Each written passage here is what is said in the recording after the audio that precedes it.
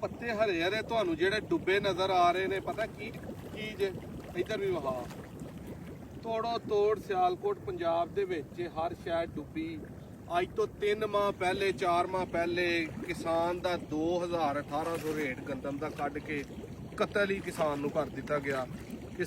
ਕਿਸਾਨ ਨੇ ਸੋਚਿਆ ਕਿ ਯਾਰ ਚਲੋ ਮੁੰਜੀ ਲਾਵਾਂਗੇ ਤੇ ਉਹਦਾ ਤੇ ਰੇਟ ਗਵਰਨਮੈਂਟ ਨਹੀਂ ਕੱਢਦੀ, ਆਪਣੇ ਚਾਵਲ ਵੇਚਾਂਗੇ, ਮੁੰਜੀ ਵੇਚਾਂਗੇ ਤੇ ਆਪਣੇ ਪਿਛਲੇ ਖਰਚੇ ਤੇ ਆਪਣਾ ਗੁਜ਼ਾਰਾ ਚਲਾਵਾਂਗੇ। ਲੇਕਿਨ ਸਾਰਿਆਂ ਕਿਸਾਨਾਂ ਨੇ ਤਕਰੀਬਨ 90% ਨੇ ਪੈਸੇ ਕਰਜ਼ਾ ਚੁੱਕ ਕੇ ਆੜਤੀਆਂ ਕੋ ਲੈ ਕੇ ਧਾਰ ਦਵਾਈਆਂ ਲੈ ਕੇ ਮੁੰਜੀਆਂ ਬੀਜੀਆਂ ਨੇ। ਅਬ ਆ ਜਾ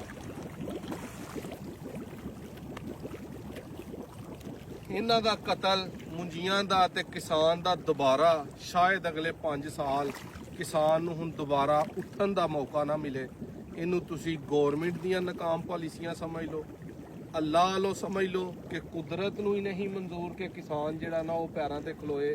ਪਿੱਛੋਂ ਪਾਣੀ ਇੰਨਾ ਕਿ ਸਿਆਲਕੋਟ ਦੀ ਹਦੂਦ ਚੋਂ ਅੱਗੋਂ ਗਾਹ ਵੱਧਦਾ ਜਾ ਰਿਹਾ ਕਿ ਮੇਰਾ ਖਿਆਲ ਹੈ ਕਿ ਪੂਰਾ ਪੰਜਾਬ ਐਤਕਾਂ ਇੱਕ ਦਫਾ ਸੈਲਾਬ ਦੀ ਮੱਦ ਦੇ ਵਿੱਚ ਲਾਜ਼ਮੀ ਗੁਜ਼ਰਨਾ। ਮੁੰਜੀਆਂ ਦੀਆਂ ਫਸਲਾਂ ਤਬਾਹੋ ਬਰਬਾਦ ਹੋ ਗਈਆਂ ਨੇ।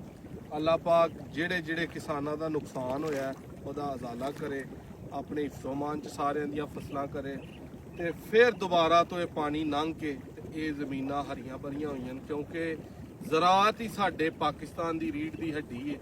ਲੇਕਿਨ ਇੰਨੀਆਂ ਕੁ ਮੁਸ਼ਕਿਲਾਂ ਨੇ ਕਿ ਜਿਨ੍ਹਾਂ ਨੂੰ ਬੰਦਾ ਬਿਆਨ ਨਹੀਂ ਕਰ ਸਕਦਾ ਕਿ ਜੇ ਕੋਈ ਫਸਲ ਚੰਗੀ ਹੋਈਏ ਤੇ ਉਹਦਾ ਰੇਟ ਥੱਲੇ ਸੁੱਟ ਦੇਣਾ, ਜੇ ਫਸਲ ਦੀ ਤਬਾਹ ਲੱਥ ਜੇ ਤੇ ਕਿਸੇ ਵੀ ਗਵਰਨਮੈਂਟ ਦੇ ਬੰਦੇ ਨੇ ਲੱਤ ਨਹੀਂ ਲਾਣੀ ਕਿ ਕੋਈ ਸਾਡਾ ਕਸੂਰ ਹੈ, ਕੋਈ ਸਾਡੀ ਨਾਕਾਮ ਪਾਲਿਸੀ ਹੈ, ਸਾਡੇ ਕੋਈ ਹਕਮਤ ਅਮਲੀ ਬਣੀ ਨਹੀਂ, ਕੋਈ ਡੈਮ ਨਹੀਂ ਸਿੱਧਾ ਹੋਇਆ, ਕੋਈ ਨਦੀ ਨਾਲਾ ਨਹੀਂ ਸਿੱਧਾ ਹੋਇਆ।